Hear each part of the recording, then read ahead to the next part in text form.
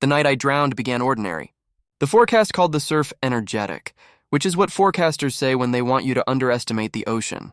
I walked the path out to Starling Point with a thermos of soup, and my stubbornness zipped all the way to my chin. The lighthouse sat black against a skirting of salt-white spume, the lantern room blind, the old Fresnel lens retired to a museum down the coast. I had planned to sit on the rocks and pretend the Atlantic was a friend who knew my secrets. I had planned to forget my life for one clean hour. The second wave took me anyway. I remember the cold like a decision, the rock slick as a throat, the clean, stupid slip, and then my breath leaving me as if it had somewhere else to be. I thrashed and didn't move. The current pulled, patient and impersonal. Arms looped my ribs. A voice, not panicked, not triumphant, said, "I have you." Like a promise he meant to keep beyond this one ridiculous moment. He hauled me up the cut in the granite stairs carved by keepers a century ago, and the lighthouse rose above us like a white thought that refused to be unthinkable. He carried me through the iron door, all air and rope and wind-mixed oil, and set me on the first landing as easily as if I weighed what he could forgive. His hair was rain-dark. His eyes were that color some people call hazel and others call trouble. He pressed a towel into my hands. How did he have a towel? And then he did something I didn't understand and would think about all night. He stepped back through the threshold and turned the key in the iron from the outside. The bolt engaged in a sound like the end of an argument. "Do not open for anyone," he said through the door. "Not until you see 3 quick flashes from the lantern deck. If I don't come back by dawn, there's a dime under the baseboard at the 3rd stair from the top. You can turn the screws from inside." "The lighthouse keeper saved me," I said to nobody, because the echo would make it sound true. Then he locked the door from outside.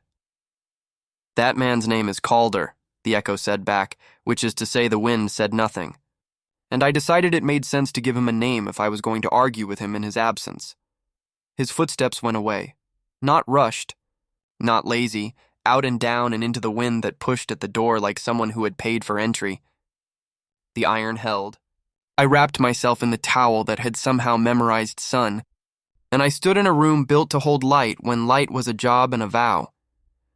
The circular stair went up and up, a spine, iron with wear polished into velvet by a century of boots. The air smelled of rope and lemon oil and salt that has made peace with walls. A brass clock on the wall ticked, honest. On a peg, a slicker.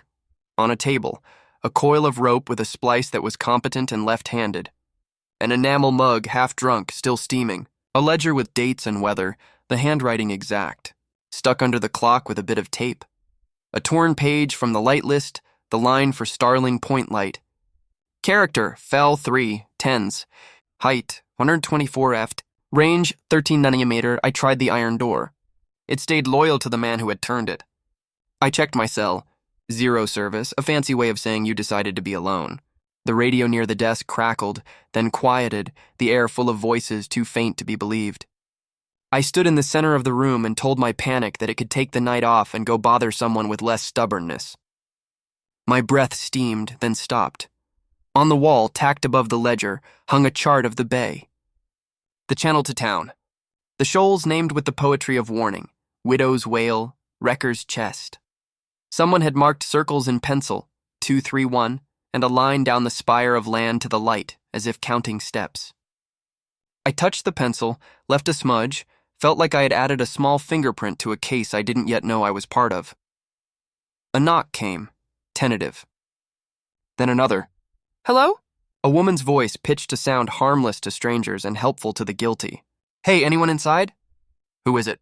I asked, hating the way fear makes you sound like you are practicing being small. "Poppy," she said. Poppy Lynn. I host a podcast about maritime folklore and crime. Maritime folklore.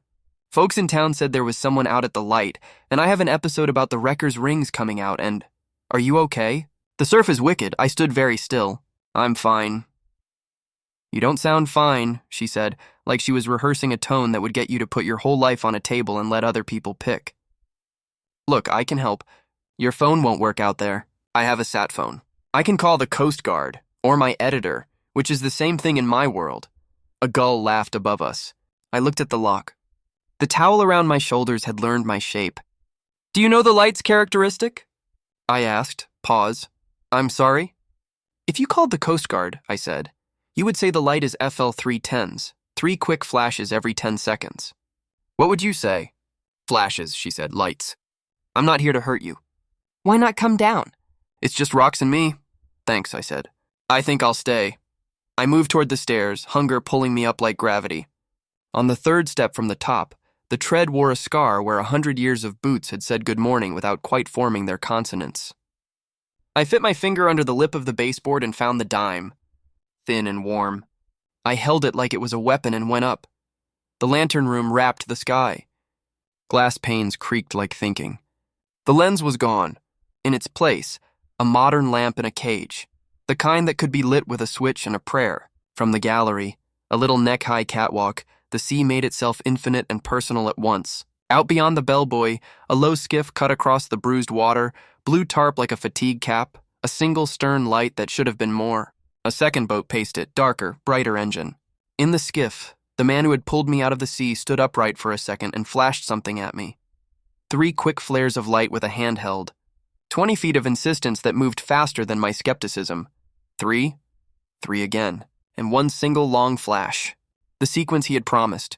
A voice below me, closer, a man this time. Coast Guard!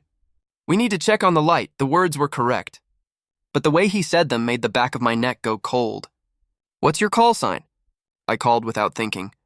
My father taught me to listen to boats before I learned to listen to men. You can hear intention if you pay attention to the rhythm of a voice. Silence. Then, ma'am, you need to open the door. A real coastie would say, Station Starling approaching Starling Light, I said. And then you'd say my name because you know it from the radio. You don't. I didn't admit that my name wasn't easily known. That I had come to this town without desire for pronouns. That the army green duffel in my tiny rental held more new things than old. I didn't admit I had told the man who saved me a false name, or not false exactly, just a name that belonged to a version of me that wasn't finished yet. The man below cursed softly, but not the hometown way. A different coast in his vowels. I heard footsteps recede. I pressed my palms to the cold glass of the lantern room and watched the skiff and the darker boat play at distance until the darker boat peeled off toward the inlet and the skiff made for the far end of the island. The old keeper's landing. The 3 quick flashes came again, and then the single long like a scrape of violin bow. The room had a bench built under the window, the kind that knows how to hold watchfulness without complaint. I sat and found under my right hand a little brass plate polished by worry. Someone had scratched a line in it. You can leave, but please don't. It didn't look old. It looked like the kind of plea you write when you have seen too many people choose the wrong kind of exit. I descended and opened the ledger because some of us calm ourselves with other people's order. The last entry in Calder's neat hand, gale warnings. Tide 9.9 November. Do not trust anyone who knocks nice. Check the west hatch. Watch for a white skiff with no stern numbers. The rope is in the oil room. The dime is under the stair. Mara, if you came back, stay for me. Mara, I couldn't breathe for a full 2 counts. He knew my name. 2 nights ago, in a bar that tried to be a living room if you ignored the televisions, a man with the quiet posture of someone who learned not to interrupt waves had said, "How long are you in town?" While he wiped the bar as a way to say he wouldn't ask more if I didn't want to answer. "A while," I had said. He had nodded like that was a promise between us. "I'm Calder," he'd added, and then the power flickered, and the music flipped stations and returned to the song that everyone in a bar pretends not to know all the words to. Now he had written my name in his ledger and saved me and locked the door. It is possible to be grateful and furious for the same person at once. It is possible to owe your breath to someone and keep your breath back because you would like to choose when you give it next. A thump at the door. The same man, softer. "Ma'am, we know you're in there. Come back with the Coast Guard," I said.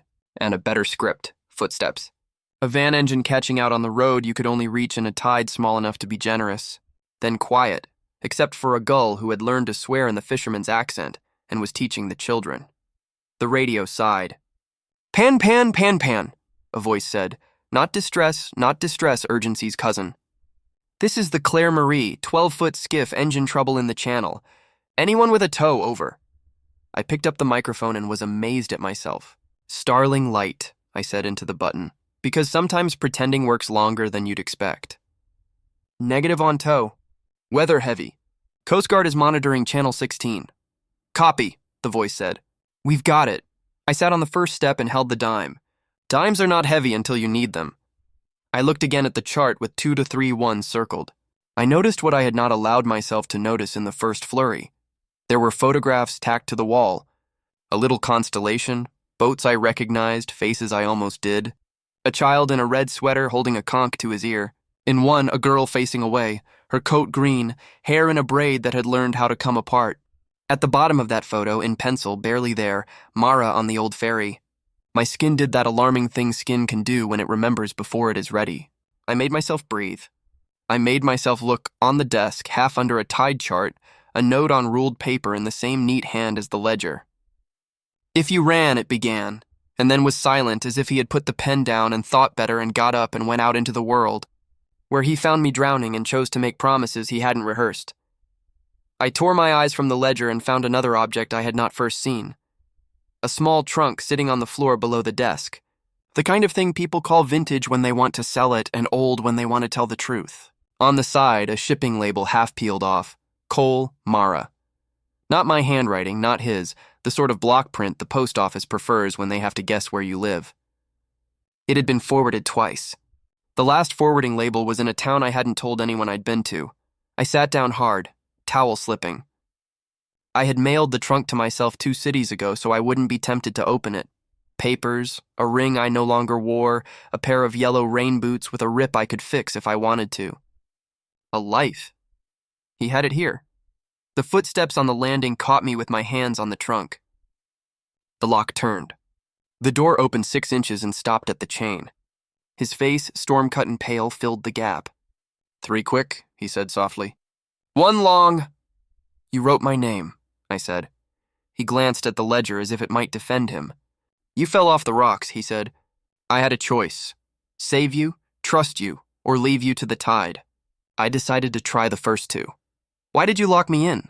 Because the man with the polite knock knows your real last name, and he came to ask this light to do a thing it won't do. Go dark, he said. You can tell a friendly knock by the way it doesn't already know your name. He unhooked the chain and came inside with a gust of wind and ocean and the oil he had used on the stair rail earlier. He closed the door and slid 3 different bolts in a pattern that said he had done this before, and he hated doing it every time. His hair was cut short enough to prove he didn't want to be flattered by it. He rubbed his hands together like they weren't cold but wanted an excuse to be near each other. Explain, I said, wrap tightened. In a minute, he said, nodding toward the trunk in a way that felt like asking permission to look in the direction of a thing you don't own. They followed you. The polite one is a Coast Guard dropout. The other one edits a show where they use thunder noise on sunny days. The one you need to look out for isn't either of them. You have a fan club, I said, and heard my voice and hated it. What fear uses to dress itself as humor. So do I, he opened his palms. I have a map of who is hunting whom. It changes hour to hour.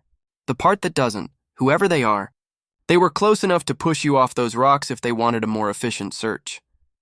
I fell, I said automatically, and then I wasn't sure. We did the thing humans do when the topic is too large.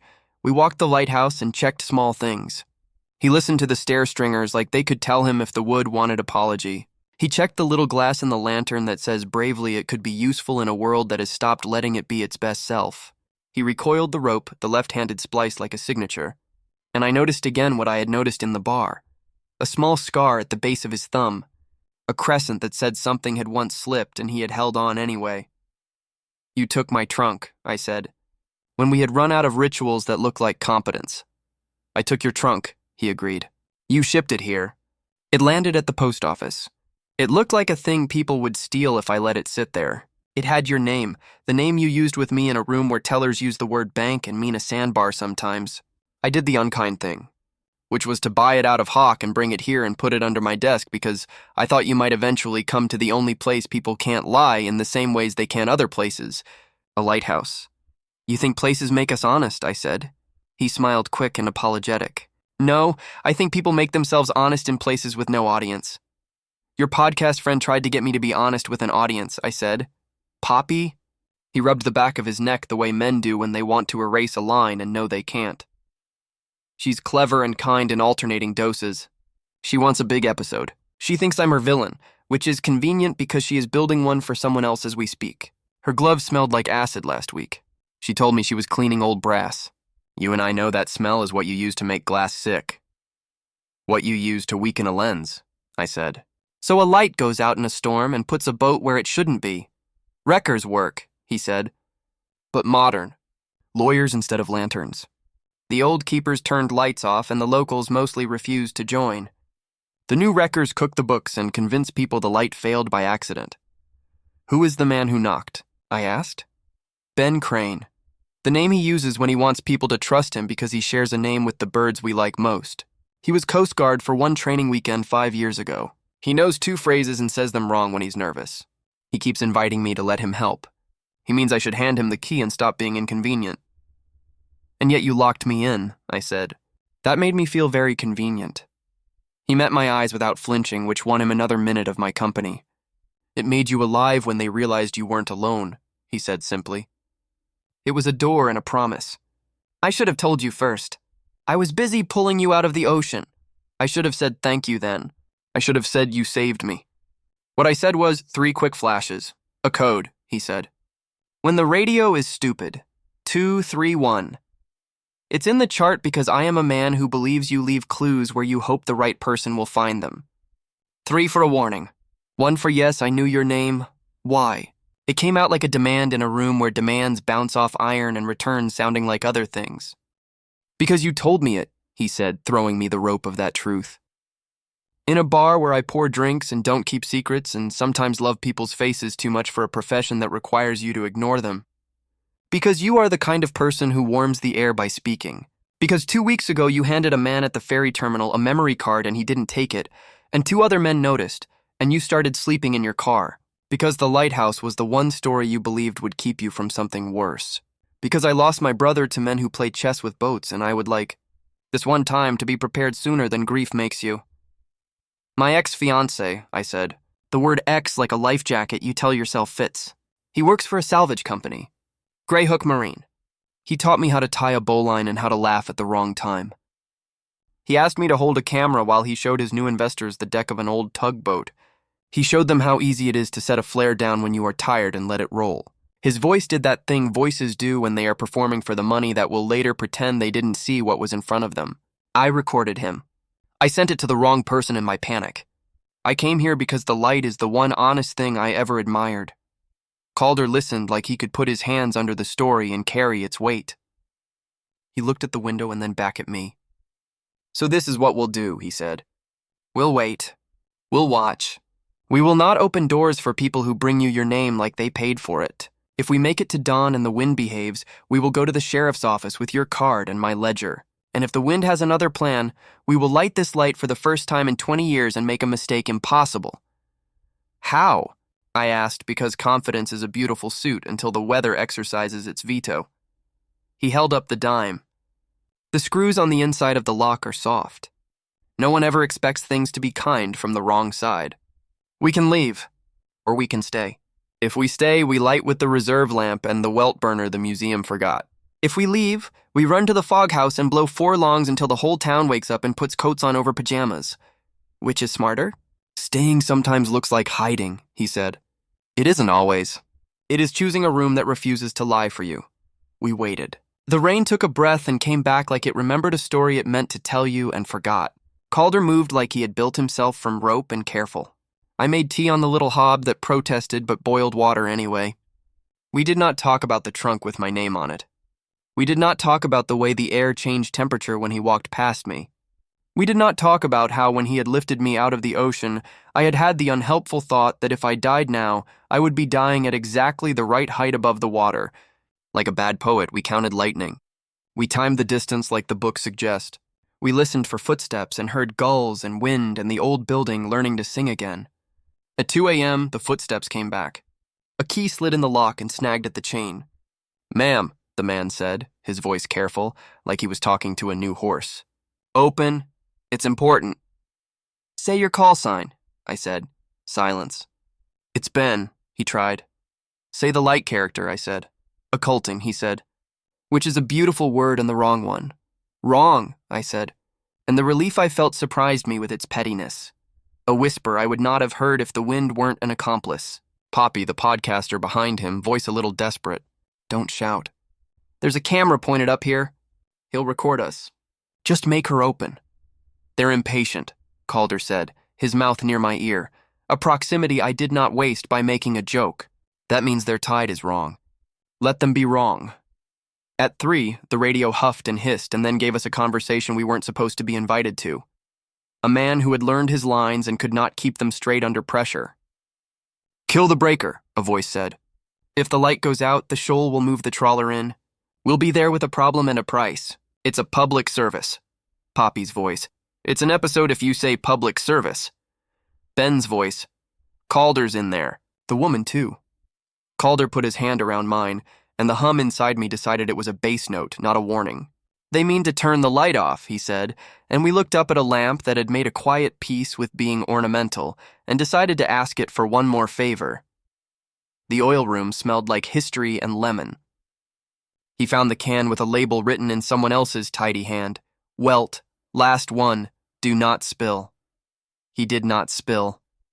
He found the mantle, delicate as tissue, and threaded it with the care of a man who learned to sew at sea. He showed me how to pump the pressure with a steady, patient arm. He asked me, "Are you warm?"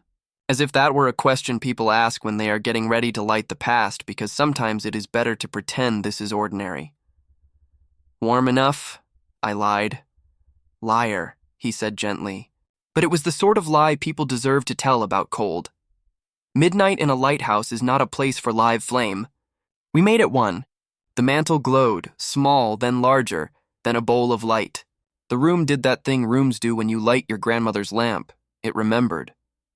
We turned the glass shields with their clenched hinges. We set the lantern on its bed and the light went out, gathered itself, and found a way to exist that didn't require us to believe in miracles. Down below, the breaker in the keeper's shed thumped as someone did what they had planned to do without believing in people who had made other plans. Our light did not notice. This is illegal 5 different ways, Calder said.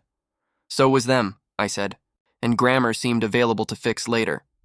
The boats moved again on the black water, the trawler turning wide as a tired dog trying to find a bed. Another skiff slid low in the water, the engine a cat coughing under its breath. Someone on one of the boats pointed a light at the gallery and then turned it away, like a person who has decided to pretend nobody saw him. Midpoint is where you realize the question you were asking is not the story you are living. I had been asking, why did he lock me in? The answer was, because leaving doors open is how some women die. The real question was, can I trust him to make the next decision with me? He handed me the pump. Your turn, he said, and that was an answer. It should have ended there, with a lit light and a gallery of glass making us private and known at once. It did not. The world preferred drama. At 4, a body slammed the iron door below us. A shoulder, a tool. Now, Ben hissed. Do it now! We ran down. We did not open. The door took hit after hit and held the way iron will until it remembers it is tired of being asked. Backstairs, Calder said, and we threaded a path the old keepers built for men carrying oil and news. We came out in the fog signal house, where a square horn sat like a folded animal. Poppy appeared at the window with a camera, and the kind of excitement that makes other people tired. Got you, she said, and the lens was a pupil that refused to blink. You were cleaning brass last week, I said through the glass. But your gloves smelled like hydrofluoric, she flinched and glanced at Ben. Occupational hazard, she said. You called the light occulting. I said to Ben, all the lights on this side of the bay are flashing. You didn't know because you failed out of training in week 1, the week where they teach you the religion of facts. You need to open up, he said to me, ignoring Calder entirely. It's not safe out here. For whom? I asked. Poppy lowered the camera. We can tell this story any way you like, she said. Your ex, Greyhook? The man who saved you? People will believe what plays best. You promised to tell the truth in your show, I said. This is the truth, she said. Just edited. It was honest enough to be revolting. The dark night of the soul arrived exactly on cue. Calder leaned against the horn housing and closed his eyes like a man who had just remembered he forgot something critical. I should have taken you to the sheriff last night, he said. I thought I had time. I thought I could draw them away. I thought the light would be enough. You rescued me, I said. It felt like an apology, too. It wasn't. You did the part people ask the sea to do when they forget it doesn't have hands. You did not cause my ex to choose money over mercy. You did not cause a podcaster to set good aside because an episode had better posture. You locked the door because the world keeps asking you to hold it for other people, and this time you wanted it to hold you back from a mistake. I held it because I wanted you alive in a room I could get back to, he said simply. If we do not make it obvious enough that this light is lit, someone will die. So we make it obvious, I said. We blow the horn until town wakes up and the sheriff puts her boots on with her coat. He smiled, tired. Have you ever heard a foghorn at 4 a.m. when you're sober? You'll have to live with that memory forever. Then I will set it to music, I said. The song of making noise until someone does the right thing. We primed the compressor, and the horn took its first note like a stubborn creature being reminded of an old trick. The sound climbed to itself and then spilled, rich, over the bay. 4 longs, pause, 4 longs. The town, invisible, turned in its sleep. Ben hit the door harder, then stepped back, then up on the lower window ledge. Calder moved to block the glass. Poppy swung the camera. In her lens, I saw myself. Wet hair, a towel that had stopped pretending to be attached to my life, eyes not quite the woman who arrived in this town 2 weeks ago, not yet the woman who would leave. I looked like a person who had been given a choice and was taking it. You can come inside, I said to Poppy impulsively, without the camera.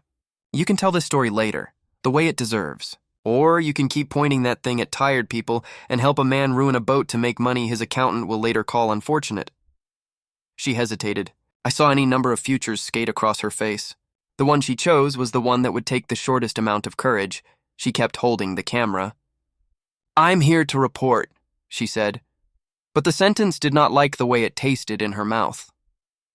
Ben looked past us at the control panel for the horn, at the breaker marked Light Secondary. He lifted a crowbar and brought it down on the panel. Sparks jumped like small fish surprised to learn there were bigger fish. The horn died mid-note. Out beyond the bell, the trawler that had been waiting for the light to persuade it to behave turned its bow into the black and went where the men in the other boat had wanted it to go all along. Now, Calder said very quietly. He ran, and I ran with him back into the tower, up the spiral my legs had already learned. We reached the gallery as the trawler's bow slid into a shoal it had no appointment to keep. The light from our revived lamp painted the black in clean slices. I saw 3 figures on the trawler's deck, one with his hands thrown up in complaint at a physics he had hoped would lay down for him. A smaller skiff nosed close. A man reached, then pulled back. And then a third boat came, broad and blue and arrogant, the captain in a jacket that would rather be in a restaurant. Derek, I thought, and the thought sucked air. He had always walked like the deck was his ally and his adversary. He had taught me which not to learn and which to laugh at. He had kissed my hand once and made it a performance for his friends. He had taught me that some men say dock line when they mean leash. He lifted his face toward the light and did not flinch. Stay, Calder said, and moved past me. No, I said, and I did not sound like the person who had fallen off the rocks. You locked one door on me today. I will pick which one opens next. I stepped onto the gallery. The wind tried to say a thing I didn't accept. I put my hands on the railing, the cold approving only of metal. I leaned out and let my voice find the bay. Derek! I called, and the name came out like the sound a foghorn would make if it spoke names. I recorded you. Poppy turned her camera as if her wrists had decided to be honest. Ben halted, crowbar in hand. Derek looked up, slow, as if refusing to let any of us be important. Mara, he said, like a prayer he didn't mean. Coals do not set flares on the deck of a tugboat, I said, and somewhere a very specific set of men understood the genealogy of what I meant. You told investors it was education. You told me it was nothing. You told the man with the checkbook that sometimes accidents are useful. I told you I loved the sea. One of us told the truth that day. He smiled, that private on-purpose look that makes other people climb ladders to be closer to God. Come down, he said, as if this were an invitation to dessert. Let's stop this show. Say the light, I said, because I have learned to ask men for specifics when they try to offer abstractions. Say this light's character. What? He said, beginning to be inconvenienced. Say you know what Fresnel? I exaggerated the syllables because one of the ways he had tried to make himself important was to say it wrong and laugh on purpose. Means, say you care which way a man turns toward his bed when the bay is wrong. Say you'd rather get this trawler home than make a point about how money can bend weather. He lifted his shoulders and let them fall, disdain shaped into a shrug. You always were dramatic, he said. And that was the sentence that took me from a woman in a story told by other people to a person telling a story in which other people had to choose between being brave and being recorded correctly for the first time. Calder moved beside me on the gallery. He did not touch me, but his presence made a geometry where my fear had to adapt or leave. She has the card, he called down to Derek. She has your words and the timestamp. She has names and you know she knows how to use them. Ben lunged for the lower hatch. Poppy, with the lens on him, hesitated. Then something like shame lit up her face and she swung the camera wide. Don't, she said to him, and he blinked, surprised to find that anyone had access to this tone in her. Alana! Calder shouted, voice toward the inlet, and at first I thought he had named the wind. Then I heard what the wind had been hiding, a siren that didn't call attention to itself, a boat's horn that didn't make theater, the flat, low song of authority applied with mercy. The sheriff's launch took the channel in a line that said she had memorized it in all weathers. She slid between the trawler and the skiff like a sibling with good manners and bad patience. A second boat appeared, smaller, with men in orange that look good on no one and make everyone safer. Deputy Pike, Calder said to my baffled face, never sleeps on gale nights. I texted her when I left the bar. I told her I had a light to keep and a woman to protect and the bay not to trust. She asked if I had finally decided to do the paperwork I always avoid. I said yes. The reveal arrived then, not with a trumpet but with a ledger. All the things that had made me uneasy in puzzle form laying out their justifications. Poppy's gloves, acid, meant for glass, meant for harm, not polish. Ben saying occulting like a word you read on a cereal box without learning how to say it from women who knew the difference between flicker and flash. The 231 on the chart. The dime under the stair. The way Calder had said pan when he answered the radio, not Mayday, not drama. The way he had slipped the old mantle into the burner's grip without looking down, because he had done this in a different century when people mattered more than polish. The way he had written my name because people matter more than the form they bring it. The sheriff's launch came alongside the trawler. A woman in a slicker stood at the bow and did not raise her voice and made more happen than any man had since midnight.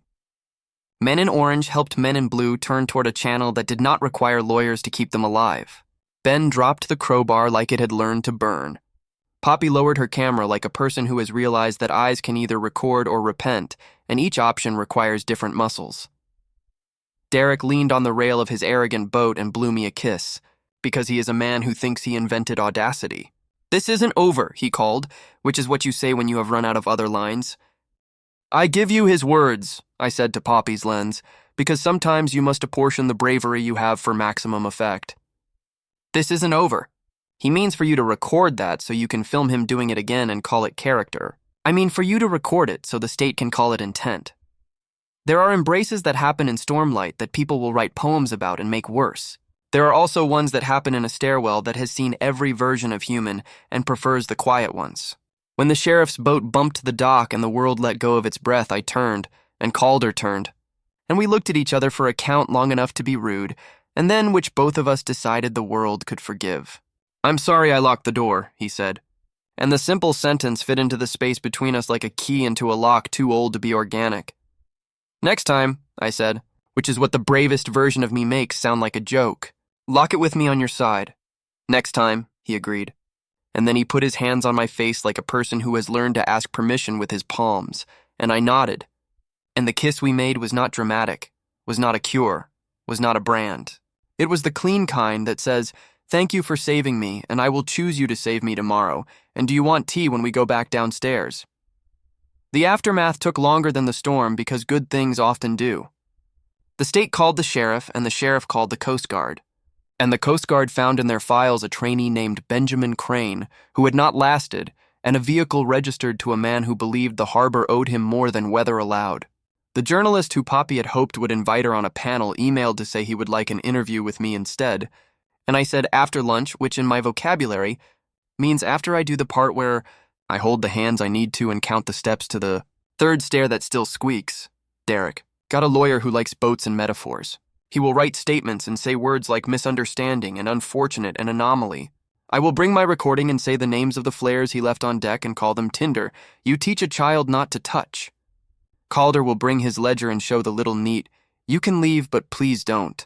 And everyone will pretend not to cry on the paperwork. Poppy sent me a link to her episode, then followed it with an apology written like a note you pass in class to a girl you've suddenly decided to be less cruel to. She will have to do bravery in smaller rooms for a while and learn to call it by its names: remorse, repair, revision. We took the mantle out of the burner and returned the room to the century the permit prefers. The lighthouse smelled of oil and relief and 2 mugs of tea. Outside, the water found its everyday tune. We went downstairs and sat on the first landing with our backs to the warm stone where so many boots had chosen what they believed. You took my trunk, I said to him again, because some things need to be revisited with tenderness after you've lived the worst possible interpretation and are ready to choose the kinder one. I brought your trunk, he said. You shipped it here. You wanted to believe it would arrive and still be safe. I decided to make that portion of your belief correct. You wrote my name, I said. He looked at the ledger like it hadn't meant to be caught. I wrote your name because lighthouses used to go dark if you didn't write down what you did with your days, and I would like to see how it looks written in a place that has lived longer than both of us. I came here because I needed a place that doesn't let you lie to yourself about who you are, I said. I didn't mean to ask for help. You didn't, he said. You asked for quiet. The asking sometimes sounds like splashing. He rubbed his thumb over his palm in the place where the crescent scar lives. I locked you in because I don't know how to be careful with anything less than this. I took his hand. You can be careful with me, I said. We can practice. We can take turns with the dime. We opened the trunk together. Papers that could be filed better and would be a ring I did not need to wear to remember what it had taught me. A pair of yellow boots ready to be mended with patient glue. A photograph of a girl in a green coat on a ferry that all of a sudden made me want to call my mother and ask for the version of the story where no one lies to protect anybody. In the night after the storm, towns slept the way towns do when they have stopped anticipating tragedy for an hour. On the gallery, we stood and watched a ferry push wake across black and decided to call the horn a lullaby so it wouldn't wake the babies. You can go, he said very softly. A sentence that would have sounded like cowardice in a lesser mouth and here sounded like love. Or you can stay. This isn't a prison. It's a job and a choice and something we could share if you wanted. Do you need a lighting designer for the lantern room? I asked. And the joke was a ribbon we tied around something too serious to be left unadorned. We need someone who can tell when a room is lying, he said. We need someone who says names without making them sound like debts. We need a cat, I said. He pointed to the oil room where, as if on cue, a small, salty creature blinked a slow blink at us and decided to let us think we were adopting him. We'll call him Dime, he said solemnly, and the cat pretended not to care. We wrote to the museum and asked for the last of their mantles back in case the world returned to the kind of emergency that requires old tricks. We met Deputy Pike in the diner and did statements over pancakes while she stole our bacon as punishment for not calling her at midnight. We waved at the ferry when it called. We answered with 2, 3, 1 privately because a code is a kind of prayer. We kept the door. We locked it when we slept. Together, on the side that promised we were choosing it. Unlocked it when the morning's honest light convinced us the world could behave for a few hours. When storms came, we lit the reserve lamp under permit from a man who had learned that some rules exist to remind you to be careful, not to make careful into a synonym for useless. When the sheriff sent us a photo of the courtroom where Derek tried to play charming and found himself asked for facts, we put it on the fridge and fed the cat and went for a walk around the lantern room without making promises to anyone we couldn't keep. The lighthouse keeper saved me. He locked the door from the outside and made me angry in a way that geography later translated as alive. He unlocked it from the inside with a dime and my name. He held the key like a man who knows how to hold breath in a storm. He also made soup badly and laughed when I told him and learned, the door is ours. The light is everyone's. The choice at last is mine too. I choose this. To stand where the stone remembers every boot and now also remembers our bare feet. To kiss the man who believes doors can be apologies and promises at the same time. To call the fairies by their names and answer when they ask if the light is working. To tell the ocean I will not pretend to be more than I am and ask it to be no less than a truth-teller in return. And when the wind insists on having the final word, we'll open the window and let it say its piece, and then we'll shut it and sleep.